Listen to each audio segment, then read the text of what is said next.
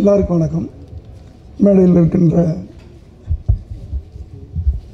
திரையுலக பெரியவர்களே, நண்பர்களே, சைத்தான் குடும்பத்தைச் சேர்ந்தவர்களே, எல்லாருக்கும் வணக்கம். அதாவது நான் ஒரு 3 மாதமாக எங்கேயுமே வெளியே போகிறதில்ல. நெருங்கிய நண்பர்களுக்கு மட்டும்தான் தெரியாது. அதே போல்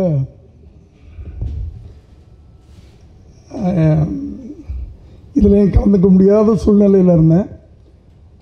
ஃபாத்திமா என்னை நேராக கூப்பிடும்போது மனுஷமா என்னால் வர முடியலன்னு சொன்னேன். பட் நேற்று ராத்திரி ஒரு 6 மணிக்கு விஜய் ஆண்டனி ஃபோன் பண்ணி,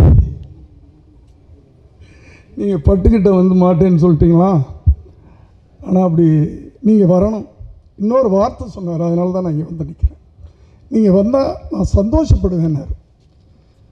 நான் இங்கே இந்த ஒரு அரை மணி நேரம் இங்கே இருக்கிறதுனால ஒரு மனிதன் சந்தோஷப்படுகிறான் என்றால் அந்த சந்தோஷத்தை கொடுக்கலாமேன்னு தான் நான் வந்திருக்கிறேன். ஏன்னா அடுத்தவங்களுக்கு சந்தோஷத்தை கொடுக்குறதுன்றது ஒரு பெரிய விஷயம்.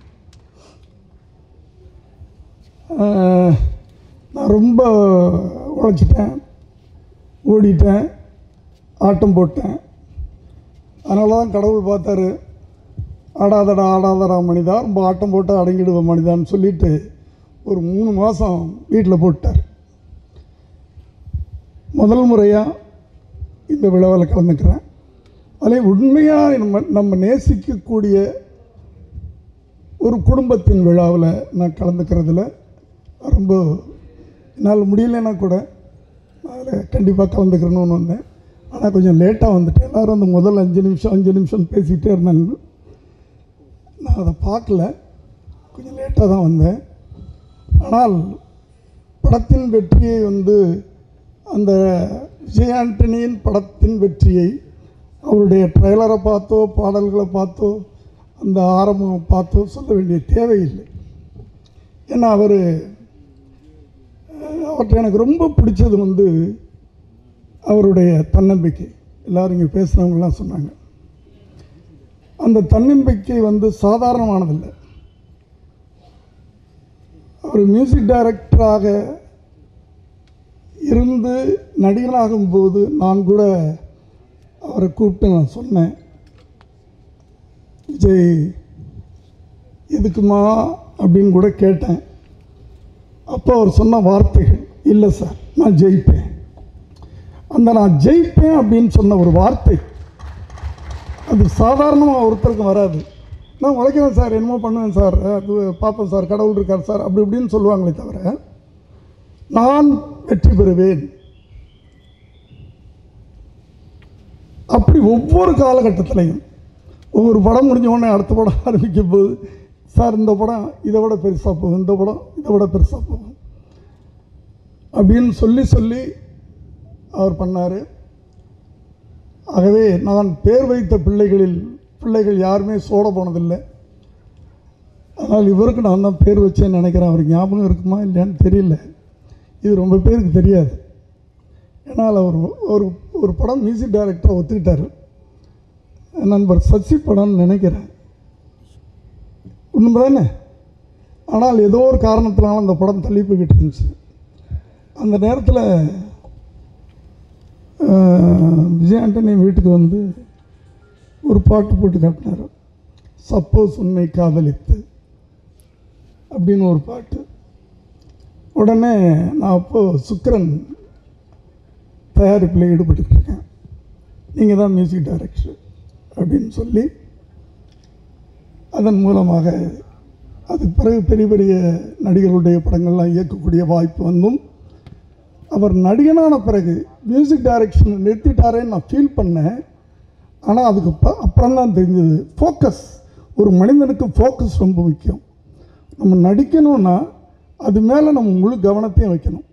வேறு ஒரு வருஷத்துக்கு ஒரு 10 படம் மியூசிக் பண்ணால் பணம் வரும், அதிலெல்லாம் கவனம் போச்சுன்னா இதில் போயிடும் அப்படின்றதுக்காகத்தான் அவர் மியூசிக் டைரக்ஷனை நிறுத்தினார்னு நினைக்கிறேன் நான்.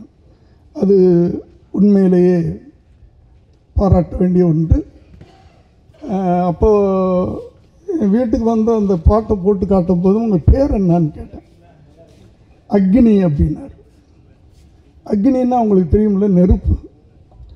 எனக்கு கொஞ்சம் கஷ்டமாக இருந்துச்சு, என்னடா நெருப்பு வந்து நம்மளை சுற்றுமோ என்னமோ அப்படின்னு சொல்லிட்டு அவர்கிட்ட, விஜய் உங்கள் ஒரிஜினல் நேம் என்னன்னு கேட்டேன்.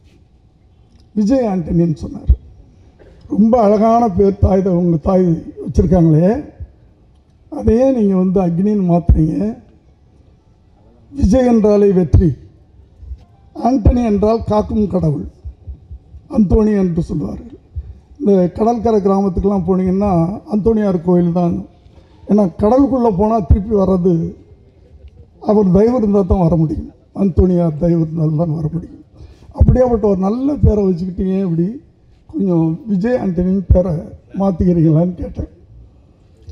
அவர் எதுவுமே சொல்லாமல் சரின்ட்டார்.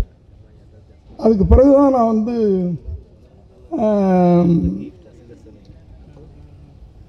பட்டுக்கிட்ட எல்லாம் பேசக்கூடிய ஒரு வாய்ப்பு வந்துச்சு. பட்டுன்றது வந்து அவருடைய மனைவி, நான் பட்டுன்னு கூப்பிட்டு பழகம், பட்டுன்னு.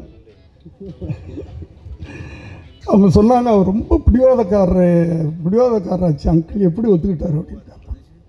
அது என்னமோ ஏன் நல்ல நேரம் நினைக்கிறோம்மா அப்படின்னு சொல்லிட்டேன். இப்படி இன்றைக்கி பார்த்தீங்கன்னா அவருடைய வளர்ச்சி எனக்கு பிரமிப்பாக இருக்கிறது, சந்தோஷமாக இருக்கிறது.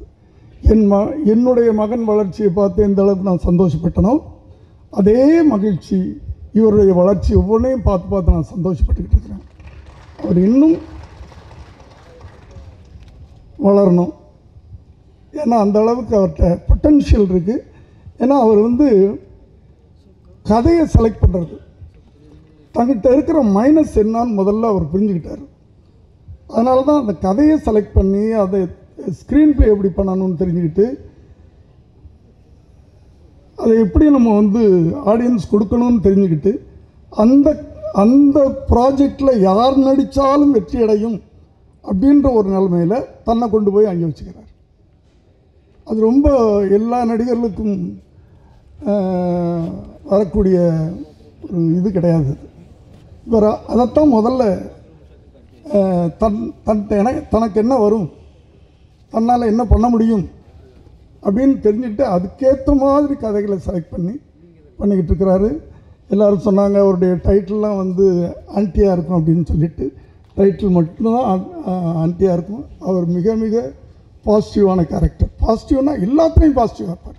நான் ஜெயிப்பேன், இந்த படம் ஜெயிக்கும், இந்த பாட்டு போட்டால் அந்த பாட்டு ஹிட் ஆகும் அப்படின்னு சொல்லக்கூடிய ஒரு பாசிட்டிவ் திங்கிங், பாசிட்டிவான மனிதர். அவருடைய இந்த ப்ராஜெக்ட், இதில் சம்பந்தப்பட்ட இந்த சைத்தானின் சம்பந்தப்பட்ட அத்தனை பேரையும், குறிப்பாக இயக்குனர், நான் ஒரு இயக்குனராக அவரை வாழ்த்துகிறேன். வெற்றி பெற வேண்டும் என்று வாழ்த்து விடைபெறுகிறேன். நன்றி, வணக்கம். டுடே சினிமா நேயர்களுக்கு நன்றி, வணக்கம். Please subscribe to today cinema.